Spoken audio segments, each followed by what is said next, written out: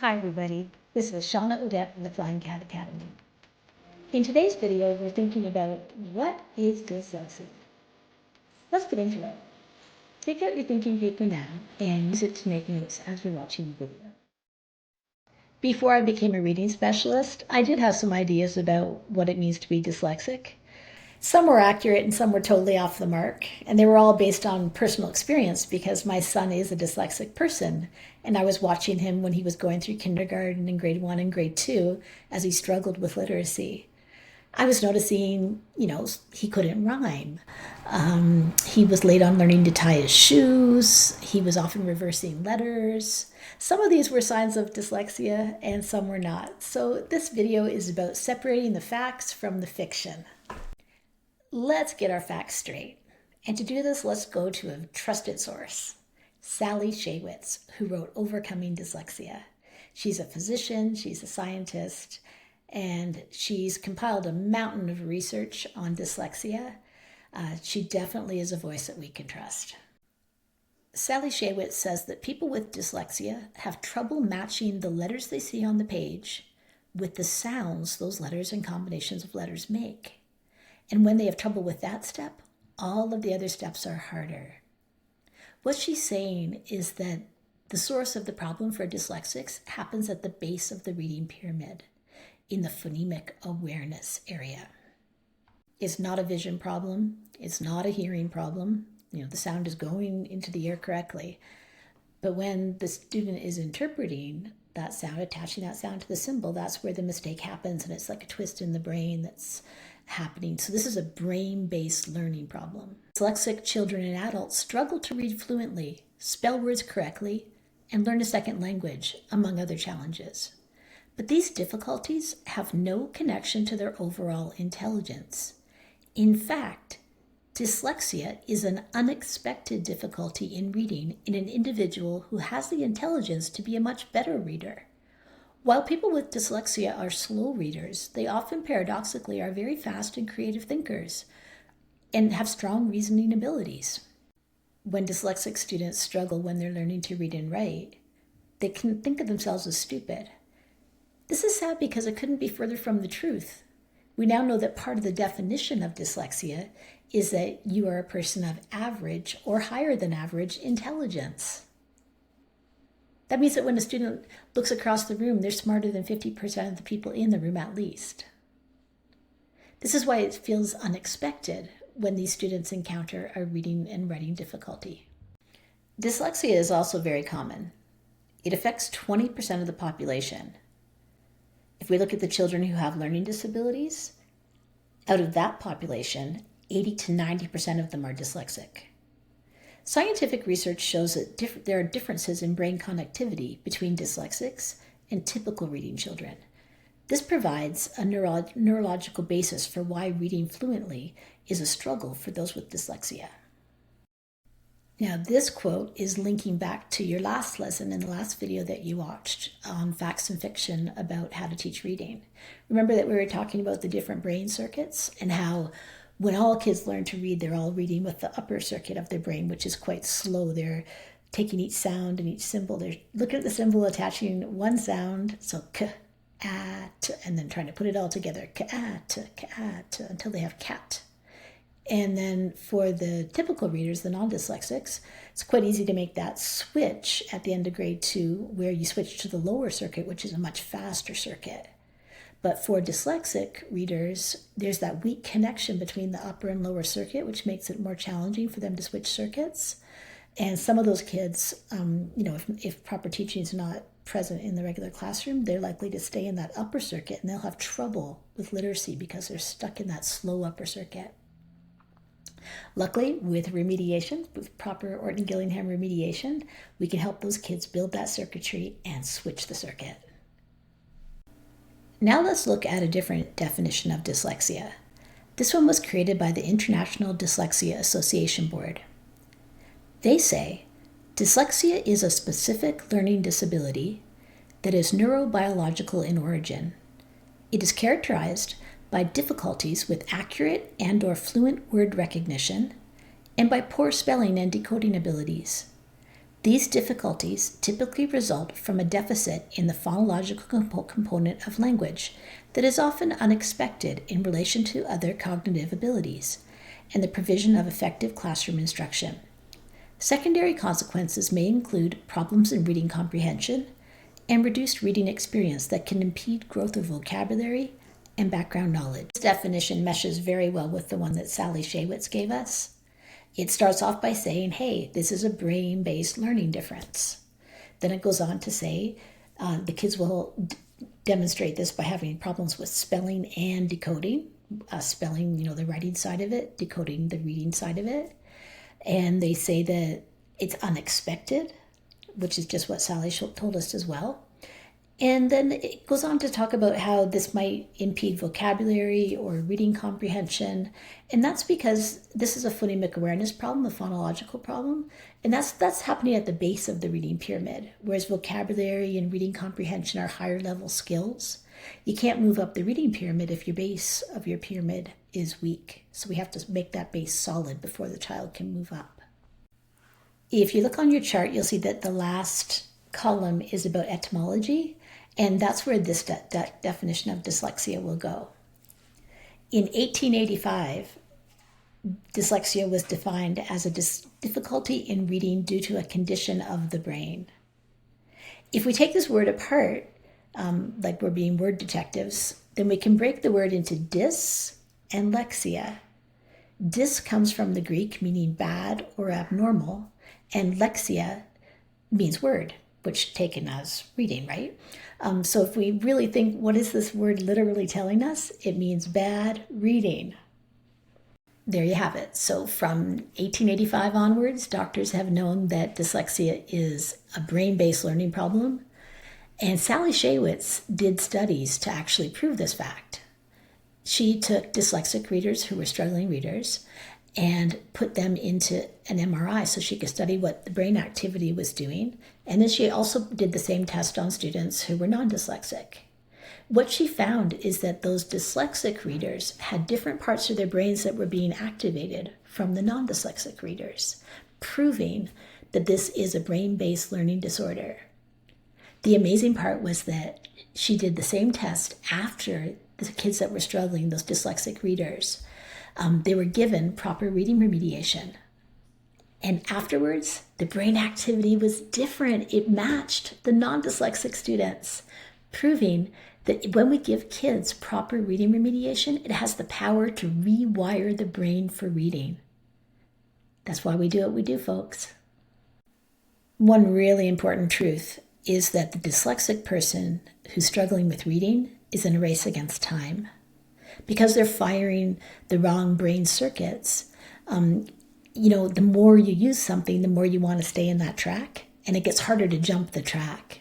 This is why early interventions they have a much higher chance of succeeding, because it's easier to rewire the brain. It's more malleable when the kids are younger. But the more you go in the wrong track, I'm just imagining I'm taking my four-wheeler and I'm going in a muddy place and the track just gets deeper and deeper as I drive in it.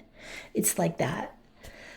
So we don't want the person to get stuck in using that Broca's region. We want them to be able to get to the lower circuit. So that's why doing this work as soon as possible, as soon as we identify that the student is struggling, is so important.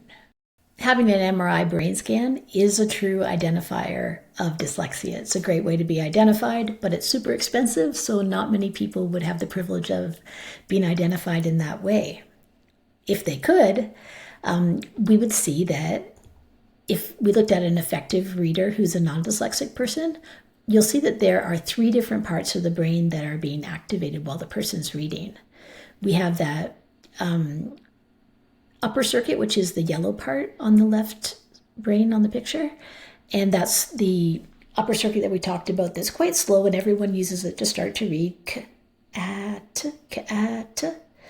And then eventually by the end of grade 2, they'll be making a switch down to that green circuit, that lower circuit, which is much faster. And if we look at a person with dyslexia, well, they haven't made the switch down to the green circuit, to the lower circuit. So what they do is they compensate by using a different circuit called Broca's circuit. and it's this blue part at the front. You'll see it's quite large compared to what the effective non-dyslexic person is using. But the amazing thing is that after we give a child a proper reading remediation, a dyslexic brain will be firing in those 3 different regions that we see on the left brain. So it'll be very difficult to be able to tell the difference between the effective reader who is dyslexic and the effective reader who's non-dyslexic. One point of clarification is I can teach almost anyone to learn to read. Less than 1% of the population can't be taught to read. So almost everyone can learn. And I can teach someone that comes to me, even if they're 40 years old, and come to me, I can make them an accurate reader. I will get them attaching the right sounds to the right symbols, and off they go. The thing that's lost when we wait too long is that race for speed, because the lower circuit is where we do this quickly. That's why it's so important to get to the lower circuit, so that we can read at a pace where reading is pleasurable, where it doesn't feel like work. When we wait too long to give a child their reading remediation, that's the thing that's on the line. Will that child ever be able to pick up a book and just feel the joy of reading? Well, if we get to them in time, yes, they will. But if we wait too long and they're only able to get, stuck in that upper circuit and the Broca's region, it will always feel like work. So that's what's on the line here. Getting kids connected with proper reading remediation is so critical, because dyslexic brains can be rewired to read. In this picture, you'll see a dyslexic brain before intervention, and you can see how it's a very small area there of the lower circuit that's activated. And then here's the dyslexic brain after intervention on the right side, and you'll see how much that lower circuit is now activated. Brain research with dyslexic children shows that effective intervention improves reading performance and increases activation in the left brain language regions that were previously underactivated. We've learned from our definition of dyslexia that dyslexia is about attaching the wrong symbol to the wrong sound. And so when we give the core phonics survey, one thing we can look at when we're trying to figure out, is this a dyslexic student? Are we in a race against time to get them to proper help? Well, we'll look for, do they have consonant sound confusion? Is there vowel confusion? 100% of the dyslexic students with whom I've ever worked have had vowel confusion. Do they have trouble with the pseudo word part of the core phonics survey? Pseudo words are these made up words. They're not real words. And they're included because the student has to use their decoding skills correctly to pronounce these words. They can't have memorized them. And dyslexic students will have great trouble with that. And then diphthongs and multisyllable words. Are those areas of great struggle for the student, or are they even unknown? Whether kids are dyslexic or non-dyslexic, it is so important to have effective classroom instruction in the early years in literacy. When that's not present, we can expect that 66% of students will struggle with learning to read, and between 20 and 30% will struggle so much that we'll classify it as a reading failure. But when you do have proper instruction in place, that number of struggling readers is going to drop to 5%. So that'll be a lot more manageable. And from that 5%, we know that there's going to be a portion of those people who are dyslexic, and then there'll be a portion of people who have the proper wiring for reading, but they're struggling for other reasons. With the dyslexic people, we know that we're in a race against time. So we want to make sure that early intervention is provided. One way to figure out where are the gaps in that student's learning is by using the core phonics survey. Now let's go back for a second to look at a part of the definition that was provided by the International Dyslexia Association.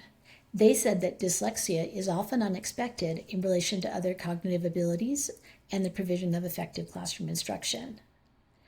If we look at the 2 charts that are on the right side of the slide, we're looking at basically 2 different types of kids that struggle with reading.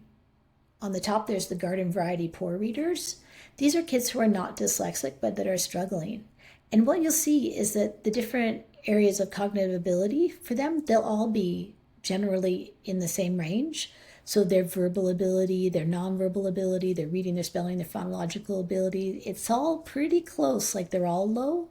Whereas when you look at a dyslexic's profile, you'll see that, often their verbal ability will be very high, like in, average to high average range, nonverbal high as well. And then there's this, unexpected lower range for reading, spelling, and phonological abilities. So that's why it's an unexpected problem, because the other areas are quite high. Sally Shaywitz has a different way of explaining this. She says that we could say that someone is dyslexic if they struggle with reading, the struggle has persisted over time, and the struggle has persisted in spite of effective instruction. Genetics is another true identifier of dyslexia. The idea, does it run in your family? Well, 25 to 50% of kids who are dyslexic have a parent who is dyslexic. We also know that if there is one child in a family who is dyslexic, it's most likely that half of his or her siblings are also dyslexic. Kids who have speech problems in their early development, well, that's another true identifier of dyslexia. Kids who are as young as 1 or 2 years old, when they're just learning to speak, they might have fuzzy phonemes. And that's an important clue that this child, when they move on to, get a little older and start reading, they might encounter a reading problem. When kids are in kindergarten, there are some kids who end up going to the speech pathologist. 50% of those kids that end up with the speech pathologist are dyslexic. So that's a red flag that's really important to know when we're trying to determine who's dyslexic and who's not. Rhyming ability is another way that we can identify if a child is dyslexic or not. It's a true identifier. Being able to rhyme, if we really think about what we're doing when we're rhyming, think cat, hat. Well, we have that word at, and we're just taking off the first sound and putting a new sound on it. So k is taken away from at, and h becomes added on to at to make hat. And my son, who is a dyslexic person, could not rhyme. The other kids would be in the canoe singing the nursery rhymes, and my child would have no way of knowing the words to the song. And I didn't know it was a red flag back then, but boy, it is, because rhyming is the first part of the phonological awareness continuum. So it's one of those earliest signs of phonological awareness. You might remember that at the start of the video, we had a lot of commonly held beliefs about dyslexia on one of those first slides. And one was this myth that there are more boys that are dyslexic than girls. That's actually not true. It's not a true identifier of dyslexia at all. And, boys can be more boisterous when they have a problem, so they might tend to be over-identified, whereas girls could silently struggle more likely, and so they might not be identified until later. But it is not true. It's about 50% boys, 50% girls. Another commonly held belief about dyslexia is that dyslexics see letters reversed. And you need to know this is not true. This is not a true identifier of dyslexia. This was proven inaccurate by a study by Professor Frank Velutino while at the University of Albany. He asked dyslexic and non-dyslexic American students to reproduce a series of Hebrew letters that none of them had ever seen before. The dyslexic students were able to perform the task just as accurately as the non-dyslexic students. This showed that their dyslexia did not affect their eyesight. Some of you might be saying, but dyslexic kids do reverse letters. I know my child is dyslexic and he did reverse letters. But why does that happen? Why would a child have trouble with the B's and the P's, for example? Well, if you make the sound B, and we feel that the motors on here, our vocal cords are vibrating, B. There's a slight pucker here, B. My lips are opening, B. Now say P. You'll see that everything's happening exactly the same, and the only difference is that the vocal cords are vibrating for the B, but they're not vibrating for the P. That's where the confusion's coming in.